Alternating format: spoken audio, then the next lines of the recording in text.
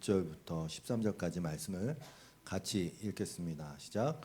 오순절 날이 이미 이름에 그들이 다 같이 한 곳에 모였더니 후련히 하늘로부터 급하고 강한 바람 같은 소리가 있어 그들이 앉은 온 집에 가득하며 마치 불의 혀처럼 갈라지는 것들이 그들에게 보여 각 사람 위에 하나씩 임하여 있더니 그들이 다 성령의 충만함을 받고 성령이 말하게 하심을 따라 다른 언어들로 말하기를 시작하니라.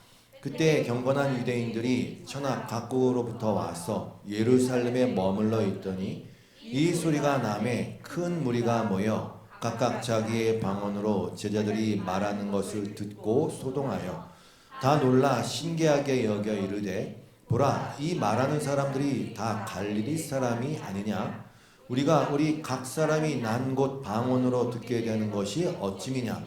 우리는 바데인과 메데인과 엘람인과 또 메소포타미아, 유다와 갑바도기와 본도와 아시아, 부르게아와 밤빌리아, 애굽과 및 구레네에 가까운 리비아 여러 지방에 사는 사람들과 로마로부터 온 나그네 곧 유대인과 유대계에 들어온 사람들과 그레데인과 아라비아인들이라. 우리가 다 우리의 각 언어로 하나님의 큰 일을 말함을 듣는도다 하고 다 놀라며 당황하여 서로 이르되 이 어찌된 일이냐 하며 또 어떤 이들은 조롱하여 이르되 그들이 새 술에 취하였다 하더라. 네, 드디어 주님께서 말씀하신 그날 그 사건이 벌어집니다. 사도행전 1장 4절, 5절, 8절은 그 말씀으로 시작하지 않습니까? 사도와 함께 모이사 그들에게 분부하여 이르되 예루살렘을 떠나지 말고 내게서 들은 바 아버지께서 약속하신 것을 기다리라. 성령으로 침례를 받으리라. 그 일이 이제 일어난 거죠. 오직 성령이 너희에게 임하시면, 오직 성령이 너희에게 임하시면 너희가 권능을 받고 예루살렘과 온 유대와 사마리아와 땅 끝까지 이르러 내 증인이 되리라. 그 시작이 이제 여기 오늘 본문에 등장하는 것입니다. 늘 말씀드리지만 다시 말씀드립니다. 말씀의 성취죠. 약속의 성취입니다. 아까도 찬양 가운데 약속을 지키시는 분 다 그 가사가 나오는데 또 마음이 막 쿵쾅쿵쾅 그러고 되더라고요. 하나님의 움직이심, 하나님의 일하심, 하나님의 역사하심 그 경륜은 단순합니다. 심플합니다. 하나님은 그 뜻대로 그 뜻을 드러내시고, 즉 그걸 말씀하시고라고 합니다. 뜻을 드러내시고 그걸 이루시는 거예요. 창세기의 천지창조가 괜히 말씀으로 된 게 아니거든요.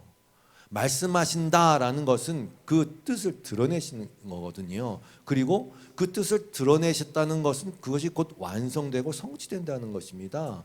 그 말씀이 육신이 되신 분이 예수 그리스도시고요. 그래서 말씀하셨다라는 하나님의 말씀이라는 것은 단순한 언어적 의미가 아니지 않습니까? 빛이 있으라 했는데 그걸 뭐 하나님이 영어로 했겠습니까? 히브리어로 했겠습니까? 그런 의미가 아니에요. 말씀하셨다는 것은 그 하나님의 뜻, 의지, 그 의미가 드러났다는 것입니다. 그리고 그 의미가 드러나고 뜻이 드러나는 것은 반드시 실체화되고 이루어진다. 그걸 나타내시기 위해서 창세기 1장의 천지창조도 그렇게 말씀으로 천지를 창조하신 거 아닙니까? 그래서 결국 이 역사라는 게 하나님의 경륜 안에서 하나님의 말씀 그 뜻이 이루어지는 역사예요. 그래서 주님이 기도를 가르쳐 주세요. 뜻이 하늘에서 이루어진 것 같이 땅에서도 이루어지다. 그 첫 번째 항목에 딱 놓은 거고 그렇게 되시는 하나님이 이름이 거룩히 여김을 받는 거예요. 거룩하다는 게 다르다는 겁니다. 사실 구별됐다는 것입니다.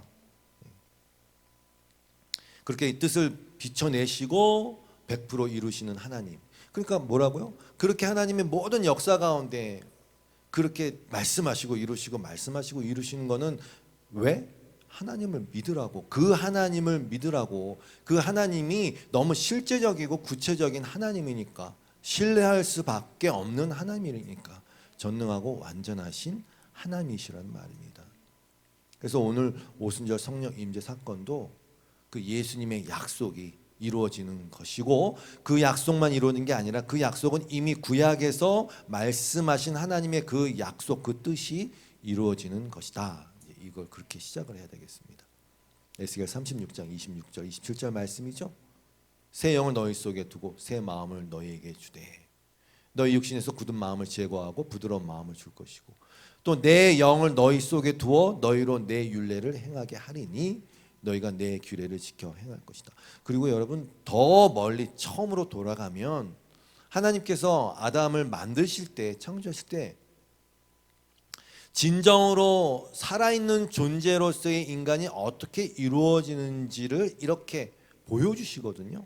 창세기 2장 7절 말씀입니다. 여호와 하나님이 땅의 흙으로 사람을 지으시고 생기를 그 코에 불어 넣으시니 사람이 생명이 된지라 그랬는데 여러분이 오해하시면 안 되는 것은 여기에 생명은 그 성령을 말하는 게 아니에요. 네펫이 하야 그래갖고 모든 생명체를 일컫는 거거든요. 그러니까 세 번역을 그래서 사람이 생명체가 되었다 이렇게 번역을 한 겁니다. 창세기 1장 20절에 보면은 바다를 만드시고 바다의 생물들이 번성하라 이런 말씀하시 거기도 똑같이 네펫이 하야예요. 생물체를 이렇게. 그러니까 사람이나 뭐 물고기나 생명체라는 의미에서는 같아요. 그 생명이 됨이라. 생령이 됨이라. 그 단어입니다. 다르지 않단 말입니다. 그런데 그럼에도 불구하고 다른 생명체와는 다르게 인간은 하나님이 호흡을 불어 넣어서 살게 하셨다는 것을 일부러 이렇게 드러내십니다. 그걸 보여주십니다. 무슨 얘기입니까? 결국 인간이란 존재는 하나님을 전적으로 의존해야 하는 존재이며 결국 그 루아흐, 그 성령님의 내주하심으로만 진짜 살아있는 존재가 되는 것을 드러내고 가르쳐 주시기 위해서 인간만 그렇게 호흡을 불어 넣으셔서 생명을 갖게 하신 것입니다. 그래서 사도 바울이 이 부분을 가져옵니다. 이렇게 고린도전서 15장 45절 이하의 말씀이에요. 기록된 바 첫사람 아담은 생령, 이 푸시케예요. 생명체란 뜻입니다. 생령이 되었담과 같이 마지막 아담은 살려주는 영, 푸뉴마예요. 이게 루아, 살려주는 영이 되었나니 그러나 먼저는 신령한 사람이 아니요 육의 사람이요 그 다음에 신령한 사람이니라. 그래서 성경은 사람이 다 살아있는 것 같은데 이렇게 살아 움직이는 것 같은데 다 호흡이 붙어 있어 살아있는 것 같지만 다 죽은 자라고 그렇게 판명하는 겁니다. 죄로 인해 죽은 자. 그리고 진짜 살아있는 자는 누구이냐? 성령이 거주하시는 자라고 계속 말하고 있는 거예요. 성령으로 거듭난 자. 예수님이 니고데모에게 말씀하셨지 않습니까? 요한복음 3장 5절 이하의 말씀이에요. 예수께서 대답하시되 진실로 진실로 내게 이르노니 사람이 물과 성령으로 나지 아니하면 하나님 나라에 들어갈 수 없느니라. 그럼 분명히 얘기해서 육으로 난 것은 육이요. 그게 그냥 네펫이 하야예요. 그냥 육이에요. 육이에요. 영으로 난 것은 영이다. 여기서 영은 성령으로 났다는 뜻입니다. 8절에 나와요. 네가 거듭나야 하겠다는 말을 놀랍게 여기지 말라. 바람이 임의로 불매 네가 그 소리는 들어도 어디서 와서 어디로 가는지 알지 못하나니 성령으로 난 사람도 다 그러하니라. 성령으로 나야 된다는 것이죠. 그래서 에스겔서에 나오는 그 골짜기의 마른 뼈는 바로 그 루아흐, 분명히 그렇게 적습니다. 그 생기 루아흐. 주 여호와께서 이 뼈들에게 이같이 말씀하시기를 내가 생기 루아흐를 너희에게 들어가게 하리니 너희가 살아나리라. 들어가게 하리니 너희가 살아나리라. 너희 속에 생기를 넣으리니 너희가 살아나리라. 네, 이렇게 분명하게 말씀하시죠. 들어가게 하리니 살아나리라. 그 약속의 성취가 오순절이에요. 오순절 성령 강림이에요. 그래서 이 오순절 성령 강림 이후에 베드로가 바로 턱 나가서 설교를 할 때 이 사실을 분명하게 밝히고 얘기합니다. 사도행전 2장 33절이에요. 하나님의 오른손으로 예수를 높이심에 그가 약속하신 성령을 아버지께 받아서 너희가 보고 듣는 이것을 부어주셨느니라. 우리가 이렇게 시작된 거야. 우리 교회가 이렇게 시작된 거야. 이 살아있는 자가 된 거야. 이것을 분명히 밝히고 설교를 하는 것입니다. 자, 그래서 오순절이에요. 오순절. 2장 1절에 오순절로 시작합니다. 오순절 날이 이미 이름에 그들이 다 같이 한 곳에 모였더니. 여러분, 왜 오순절인가라는 질문을 반드시 해야 돼요. 왜냐하면 이 오순절이라는 절기의 내용이 또한 성취되었기 때문에 그러거든요. 그래서 누가가 이 구절을 적을 때 오순절 날이 이름에 할 때 그 이름에 심프레로라는 단어가 완전히 성취하다는 의미를 가진 단어를 쓴 거예요. 단순히 예수님이 말씀하신 날짜가 당도했다 그런 의미가 아니라 뭔가가 성취되었다는 의미를 담아서 이야기하고 있는 겁니다. 오순절 날이 이름에 뭔가 성취된다, 성취되었다, 이것을 보여주는 것입니다. 그래서 누가복음을 적을 때도 누가복음이 이렇게 시작하거든요. 우리 중에 이루어진 사실에 대하여 이제 대여별로 각하에게 적지 않습니까? 여기도 마찬가지예요. 우리 중에 이루어진 이것도 마찬가지 그 단어 프레로라는 단어를 일부러 쓴 거예요. 뭔가 성취된 것, 성취된 것. 무슨 얘기입니까? 결국 구약의 모든 예언들 그 말씀들을 예수 그리스도가 성취하신 것을 누가복음에 적은 것이고 이 사도행전은 예수 그리스도께서 약속하신 그 말씀이 또 살펴봤듯이 구약에서 약속하신 그 성령에 대한 말씀이 성취된 것을 적음으로써 시작하고 있다는 뜻입니다. 말씀의 성취, 말씀의 성취. 그게 오순절의 의미예요. 우리가 알다시피 구약의 이스라엘 백성은 신약 성도의 예표입니다. 하나님은 이스라엘 백성을 택하고 그들을 이끌어내시고 인도하심을 통해서 성도의 구원의 과정을 자세하게 보여주세요. 왜 그걸 보여주시냐면 내가 너희를 반드시 그렇게 하겠다는 뜻입니다. 그리고 그렇게 하셨어요. 그리고 그들에게 지키라고 하신 절기들이 있어요. 근데 그 하나하나 절기 하나하나가 다 바로 그 구속사의 예표들입니다. 다시 말해서 약속의 성취란 뜻입니다. 3대 절기가 있습니다. 6월절, 77절, 초막절. 성경학교 때 이거 시험 봤어요. 6월절, 77절, 초막절. 뭔지도 모르고 다 외웠어요. 이 절기를 지키라고 하세요. 근데 여러분 좀 더 자세하게 분류하면 7대 절기가 있어요. 근데 오순절을 살펴보기 전에 그 앞에 절기를 살펴봅니다. 6월절 잘 아시죠? 6월이 뭡니까? 뛰어넘다. 하나님이 이스라엘 백성을 어디서부터 출발시켰냐면 아브라함에게 말씀하셨어요. 430년 동안 너 후손들이 노예살이를 할 것이다. 네, 애굽의 노예 종살이부터 이상하게 출발한단 말입니다. 시점이 그 노예에서 해방되는 것을 기점으로 해서 구원의 여정이 시작된단 말이죠. 네, 맞습니다. 우리 다 죄의 종로로 타던 자들이었으니까. 그때 바로가 출애굽하려는 이스라엘 백성을 막아섰죠. 그때 마지막 10번째 재앙이 장자의 재앙이에요. 장자가 다 죽는 거였습니다. 그때 이것을 피하게 하기 위해서 하나님이 흠없는 1년 된 순양을 잡으라고 하시고 좌우 문설주와 문 임방에 바르라고 하셨습니다. 그리고 그 피를 보면 넘어가게 되었어요. 그래서 6월입니다. 넘어간다는 뜻입니다. 그리고 나서 그 니산월을 새해 첫 달로 삼으라고 말씀하십니다. 그건 무슨 얘기입니까? 이게 진짜 시작이야. 이게 정말 살아있는 존재로서의 시작이야. 구원의 여정의 시작이야. 이것을 말씀하시는 것이죠. 우리는 알고 있어요. 그 6월절이 무엇을 의미하는지, 그 흠없고 1년 된 어린 양이 누구를 의미하는지 알고 있어요. 세상 죄를 지고 가시는 하나님의 어린 양, 그 십자가를 의미합니다. 성취됐어요. 예수님은 정확하게 6월절에 십자가에 달리셨지 않습니까? 그 다음이 무교절입니다. 무교절은 말 그대로 누룩이 들어가지 않은 빵을 먹는 절기예요. 6월절하고 사실 같이 쓰입니다. 그래서 성경이 6월절이라고도 하고 무교절이라고도 합니다. 6월절 해지기 전에 어린 양을 잡으면 그 밤에 그걸 다 먹어야 하고 그때부터 일주일 동안 무교절이 시작되는 것입니다. 여러분 성경에서 누룩은 부패를 상징할 때가 많아요. 밀가루 반죽에 누룩을 넣으면 이게 부풀어 올라서 먹기는 좋지만 오래 보관할 수 없게 된다고 합니다. 부패를 상징하는 것입니다. 그래서 하나님께 드리는 제물로는 반드시 무교병을 드려야 했어요. 무교병이 뜻하는 것은 순전함과 진실함이거든요. 그리고 그 뜻은 신약 시대에도 그대로 이어져서 예수님께서 사두개인과 바리새인의 누룩을 조심하라고 경고하십니다.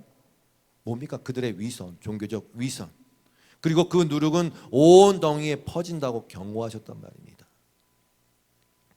그리고 이 무교병은 고난의 빵이라고도 불립니다. 맛이 없잖아요. 근데 그 무교병을 먹음으로써 이제 하나님과의 동행, 그 거룩한 삶, 고난을 통한 거룩으로의 삶을 시작한다는 뜻입니다. 예, 무교절도 이루어졌어요. 그 다음이 초실절입니다.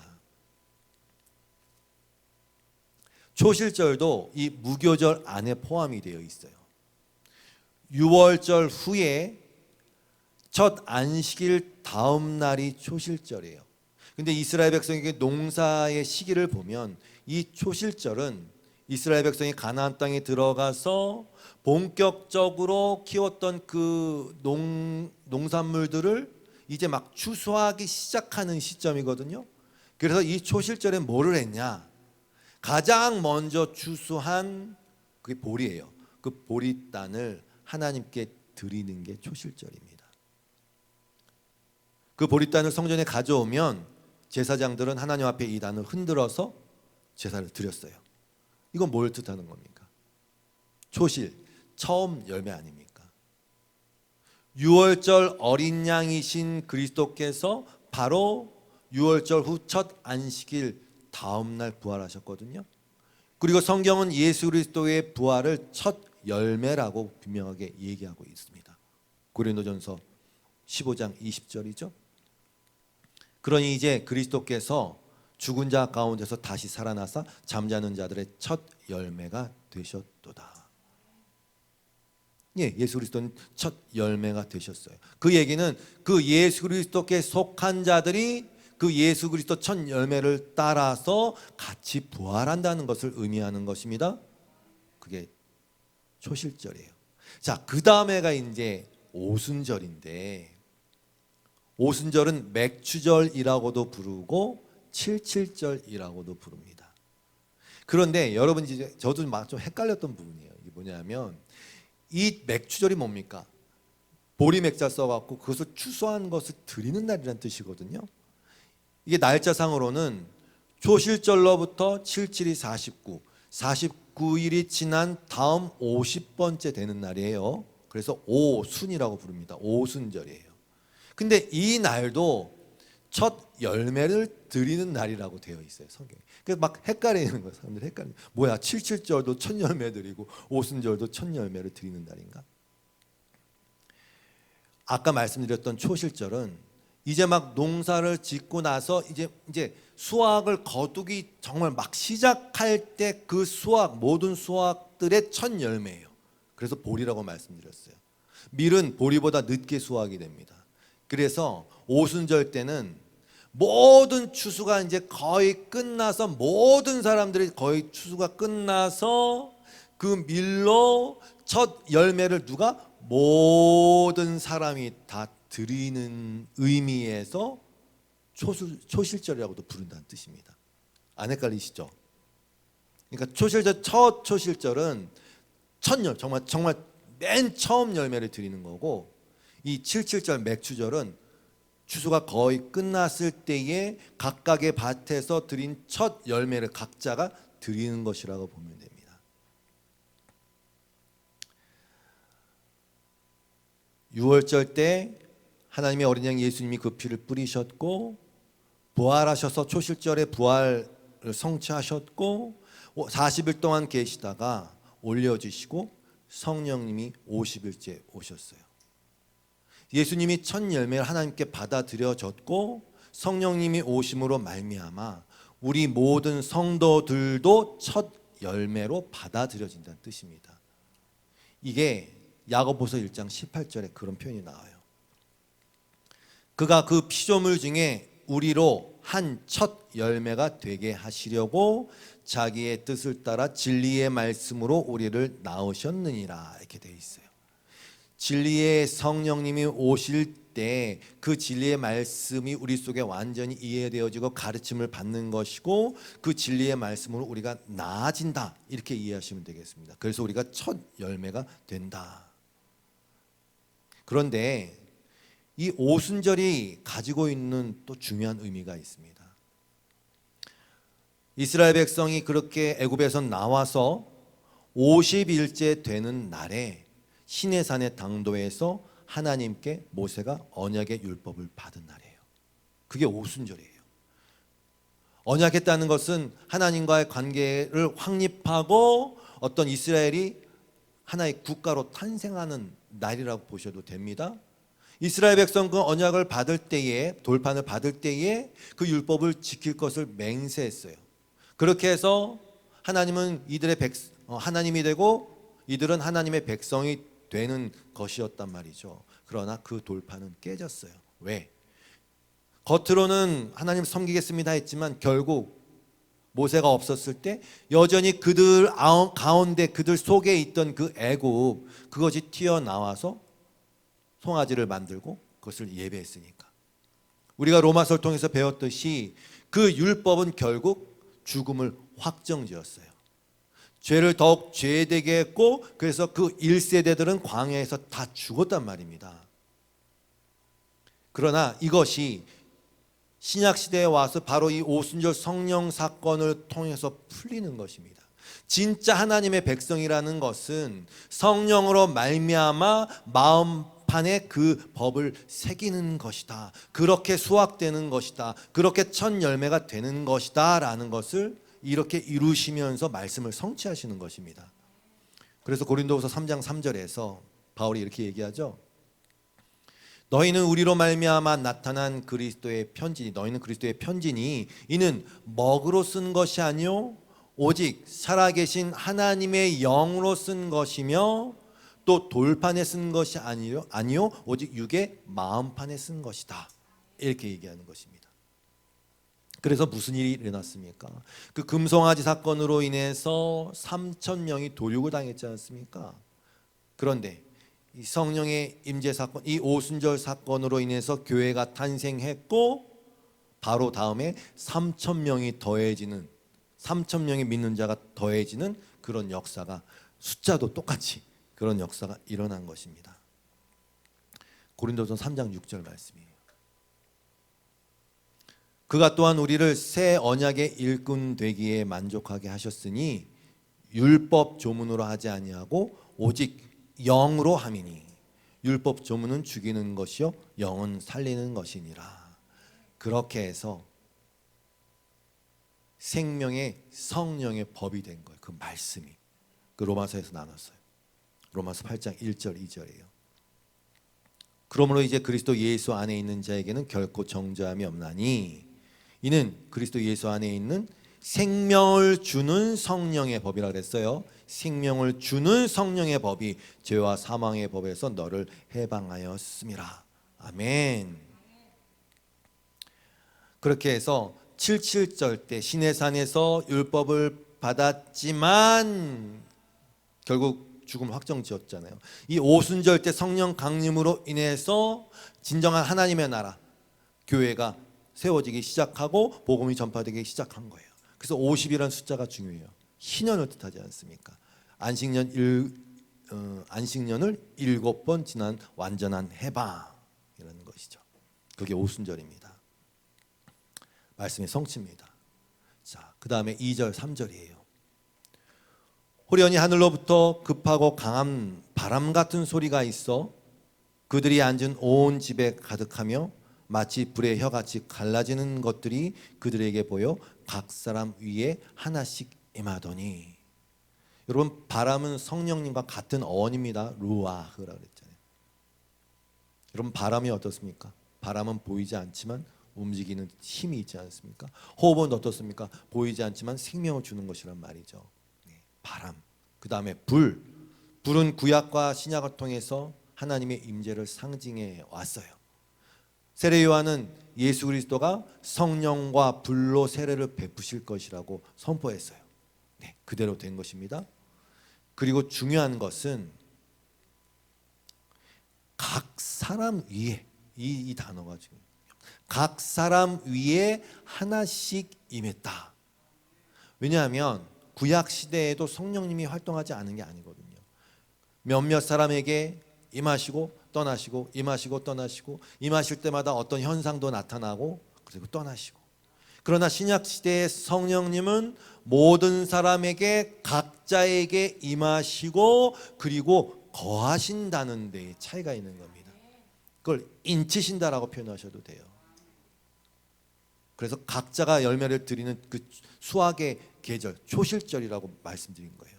그래서 마틴 로이드 존스 목사님은 이렇게 얘기했어요. 오순절 성령 강림 이전의 성령님은 함께 하시는 분, with, 함께 하시는 분이고, 오순절 성령 강림 이후의 성령님은 within, 내주하시는 성령님이다. 이렇게 구분했어요. 정확한 것 같아요.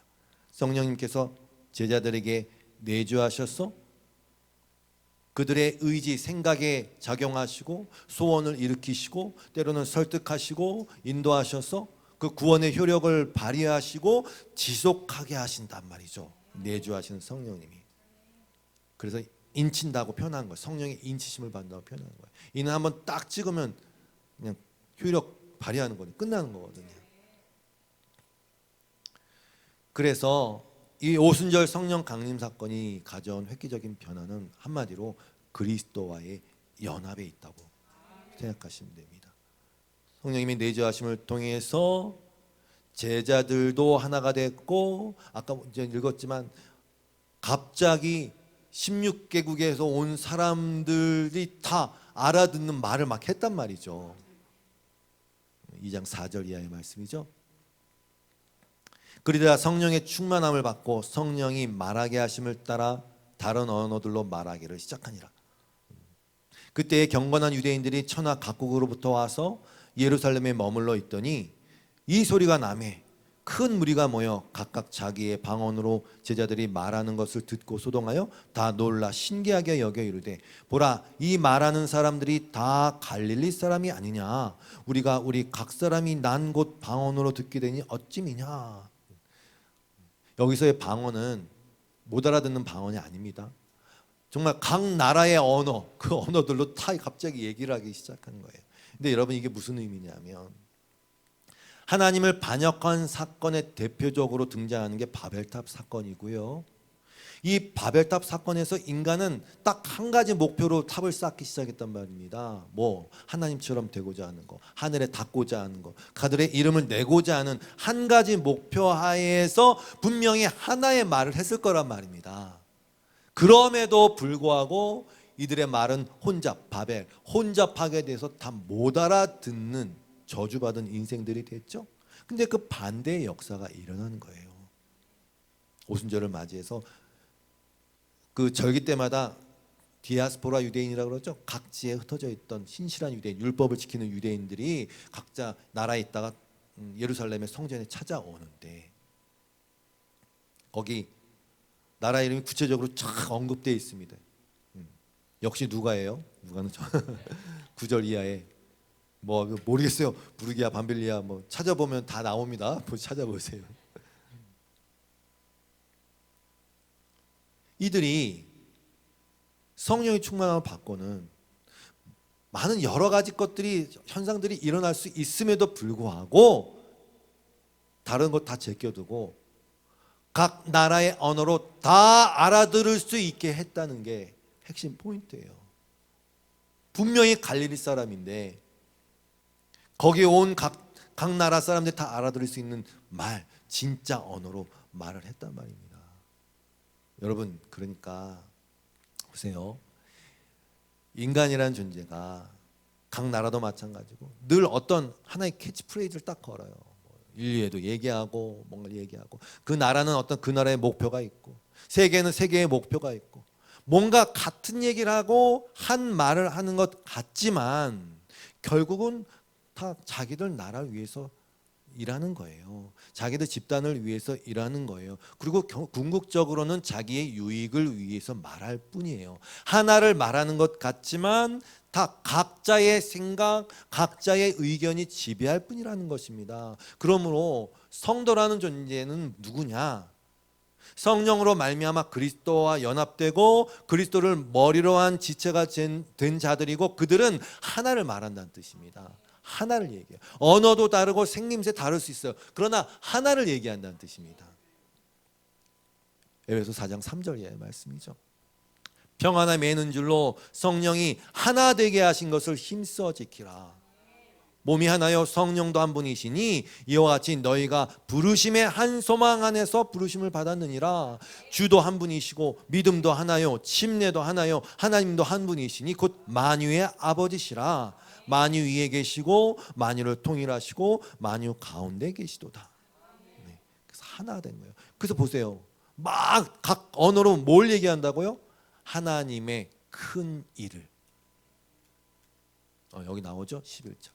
하나님의 큰 일을 말한다. 다른 얘기한 게 아니고 하나님의 큰 일을 말한, 단 한 가지를 얘기한다니까. 하나를 얘기한다고요. 하나님의 큰 일이 뭐예요? 네. 에베소서 어디죠? 네, 에베소 1장 3절 말씀이죠. 찬송하리로다. 하나님 우리 주 예수 그리스도의 아버지께서 그리스도 안에서 하늘에 속한 모든 신령한 복을 우리에게 주시되 곧 창세 전에 그리스도 안에서 우리를 택하사 우리의 사랑 안에서 그 앞에 거룩하고 흠이 없게 하시려고 그 기쁘신 뜻대로, 여기도 나오잖아요. 그 뜻을 이루신 거라니까. 뜻대로 우리를 예정하사 예수 그리스도로 말미암아 자기의 아들들이 되게 하셨으니까 어떻게 해야 돼? 은혜의 영광을 찬송하는 하나밖에 없다니까요. 바울이 딱 정한 거예요. 그럼 우리가 뭐라는 거냐 도대체? 성도는 뭐라는 존재냐? 그 은혜의 영광을 찬송하게 하려는 것이다. 하나님의 큰 일, 그걸 얘기하는 거예요. 물론 이 일 때문에 사람들이 놀라죠. 이게 웬일이냐, 뭔 일이냐 이러면서 이해하지 못하죠. 그래서 거긴 조롱이 있을 수밖에 없어요. 이게 뭐야? 얘네 새 술에 취했나 보다. 12절 13절입니다. 다 놀라며 당황하며 서로 이르되 이 어찌된 일이냐 하며 또 어떤 이들은 조롱하여 이르되 그들이 새 술에 취하였다. 여러분 새 술은 뭐냐면 강한 술을 얘기합니다. 많이 취했다. 얘네들 많이 취했다. 그들은 이해를 못해서 하는 말이지만 그냥 저는 계속 그런 생각이 드는 거예요. 성경을 읽을 때마다 사는 걸 볼 때마다 그냥 하나님은 나귀 입을 통해서도 진실을 말하게 하시고 이해하지 못하고 그냥 줄줄거리는 소리를 통해서도 진리를 전하시고 그냥 그런 것 같아요. 결국은 그래요. 다 생긴 대로 살다가 가지만 다 진리를 드러내고 하나님의 일을 이룬다니까요. 결국 이게 뭡니까? 여러분 술이 뭡니까? 네. 처음에는 사람이 술을 먹고 그다음에 술이 술을 먹고 술이 사람을 먹어요. 즉 술에 완전히 지배를 받는다는 뜻 아닙니까? 결국 성령이 취한다는 게 뭡니까? 성령 충만이라는 게 성령에 완전히 지배를 당하는 상태를 드러내는 것이거든요. 이들은 은연 중에 성령님이 우리를 어떻게 인도하시는지에 대해서 새로운 성도의 삶이 어떤 삶인지에 대해서 그냥 증언하는 거예요. 이렇게 증언하는 거예요. 우리는 더욱더 사모하지 않습니까? 왜? 나는 나를 못 믿는 걸 아니까. 나는 날마다 흔들리는 갈대요. 꺼져가는 심지와 같아요. 오늘 좋았다가 지난주 은혜 받았다가 오늘은 맹맹해요. 지난주 찬양은 막 했는데 오늘은 안 돼요. 맨날 그런 거지 뭐. 저는 별로 이제 그런 거 신경 안 쓰기로 했어요. 그냥 하나님 보고 내 감정에 충실해봤자 뭐 선한 것이 나오겠습니까? 그래서 계속 구하는 거 아닙니까? 더 나를 다스려 주세요. 그래서 성령 충만을 구하는 거지. 뭐 성령 충만해서 뭐 이거 하려고 하는 거 아니지 않습니까? 나라 가라 장풍 이런 거 하려고 하는 거 아니지 않습니까? 우리가 성령 충만을 구하는 거. 왜? 나를 못 믿는 걸 아니까. 나를 부인하고 내 안에서 정말 말 그대로 성령에 취해서 내가 나를 조정하고 내가 하나님을 주관하는 게 아니라 하나님이 나를 완전히 주관했으면 좋겠습니다. 날마다 사실 그거 고백하는 거 여러분 그렇지 않습니까? 맨날 그거 경험하는 거 아닙니까? 아까 우리 기도할 때도 또 그냥 할 때 또 하나님이 원하시는 대로 안 되니까 더 간구하는 거죠. 성령님 더 임해 주십시오. 다스려 주십시오. 하나님 그렇게 하실 거고요. 우리는 계속 더 그걸 사모하는 거고요. 그래서 말씀을 정리하면서 말씀드리는 거예요. 여러분, 급하고 강한 바람같이 강하게 임하시는 성령님 구하셔도 괜찮아요. 불같이 임하시는 성령님 구하셔도 괜찮아요. 이 예배 때 불 떨어지게 구하셔도 괜찮아요. 왜? 하나님이 하시는 일이니까 당연히 괜찮죠. 되지요. 사모하셔도 돼요. 동시에 기억하셔야 되는 게 뭐냐? 진리를 드러내 설명하면서 완성하시는 성령님이 오셔서 그들로 하여금 그 진리의 말을 하게 한다는 그것을 상징적으로 더 극다화해서 우리 가운데 드러내 나타내 보여주신 사건이라는 것도 분명히 기억하셔야 돼요. 예수님이 뭐라 그러셨습니까? 읽었잖아요. 성령님을 바람은 불고 싶은 대로 분다. 너희는 그 소리는 듣지만 어디에서 와서 어디로 가는지는 모른다. 여러분, 바람은요, 이게 무슨 바람이지? 산들바람도 있고요, 폭풍도 있어요. 어떤 사람은요, 가랑비에 못 젖듯이 언제 성령님이 오는지도 몰라요. 그러니까 너 언제 거듭났냐 몰라도 괜찮아요. 지금 내가 예수님을 구주로 인정하고 나를 부인하고 싶어하는 마음이 충만해지고 하나님으로 말미암아 내가 완전히 다스려졌으면 좋겠다는 마음이 있으면 되는 거 아닙니까? 그리스도를 주라 시인하고. 그러니까 자유하시란 말입니다. 아, 바람이구나 성령님은. 때로는 강력한 바람이 불기를 원할 때도 있어요. 한번 확 휩쓸어 주세요. 그냥. 그리고 중요한 건 열매라는 것을 잊으시면 안 돼요. 은사는 선물이에요. 말 그대로. 그냥 은사를 줬다가 그 선물을, 여러분 선물 줬다가 마음에 안 들어 안 뺏는 경우 많잖아요. 은사를 줬다가 이 사람이 그리스도를 모른다 해도 안 뺏는 경우 있단 말이에요. 은사는 중요한 게 아니에요. 중요한 건 열매예요. 열매는 분명해요. 사랑과 희락과 화평과 오래 참음과 자비와 양성과 충성과 온유와 절제. 이걸 금할 법은 없어요.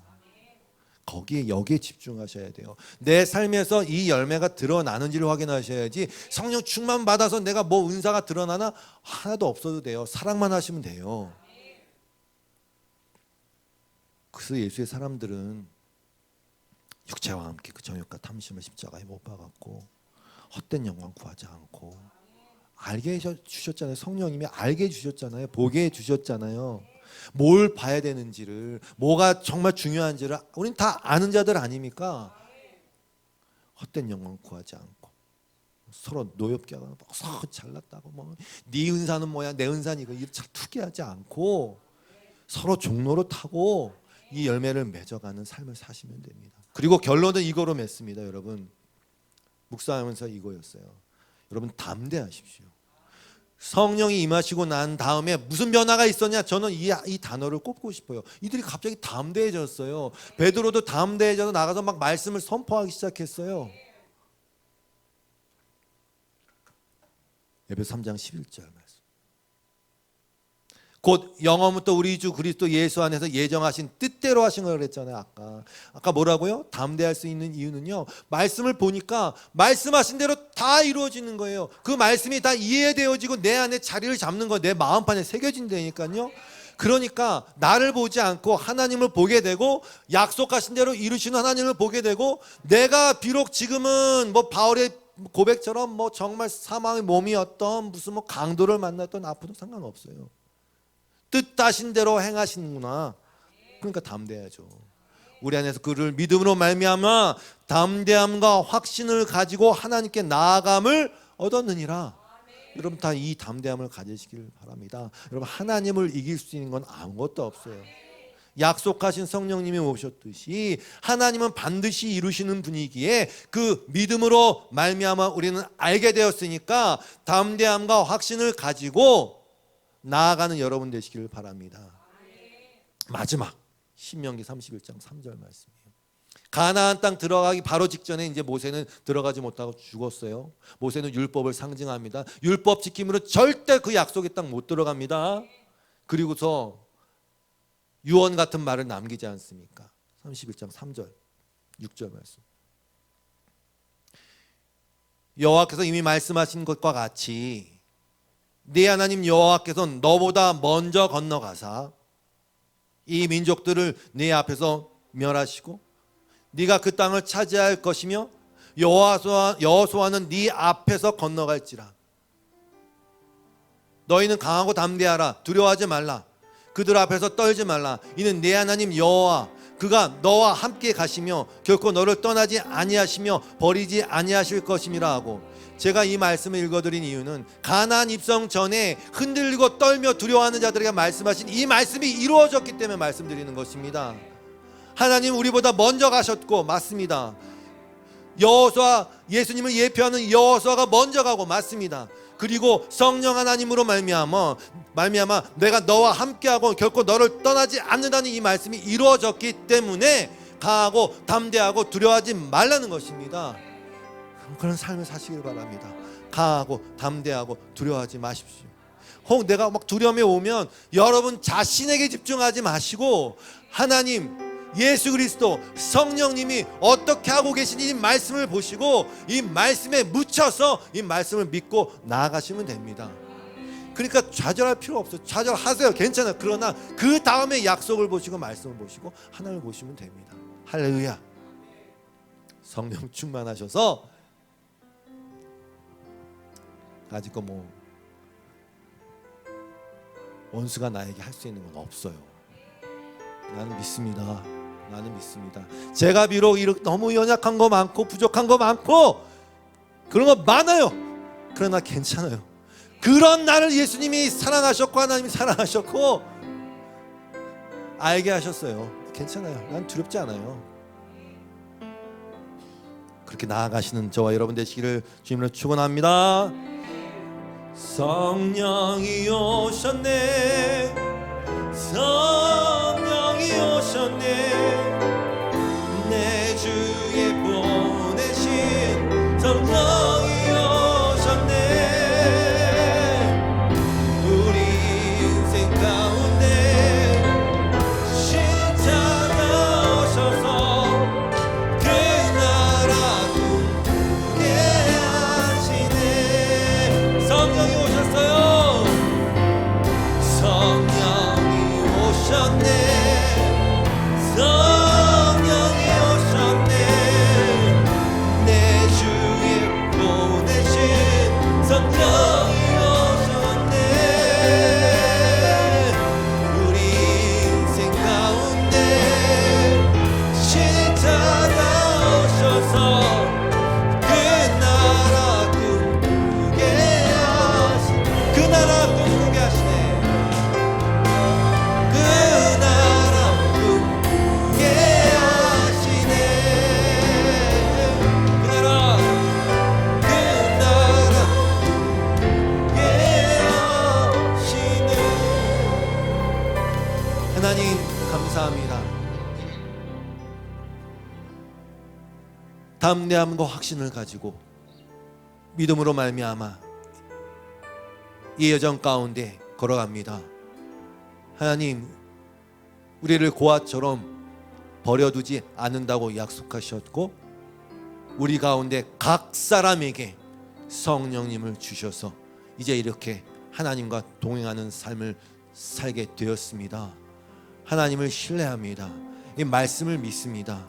너무나도 철저하게, 너무나도 세밀하게 말씀하신 바대로 하나하나 이루시는 하나님을 이 말씀을 통해서 발견할 때마다 우리의 마음은 다시 담대해지고 우리의 마음은 성령으로 말미암아 확신에 가득 차게 되고 우리의 마음은 하나님의 나라에 두어지게 되고 우리의 발걸음을 다시 무릎을 펴고 세워져서 걸어가게 됩니다. 주님을 앙망하는 자에게 독수리가 날개침같이 올라간다고 하신 그 말씀이 성령 하나님으로 말미암아 내 안에서 계속 그렇게 벌어지고 일어납니다. 하나님을 찬양합니다.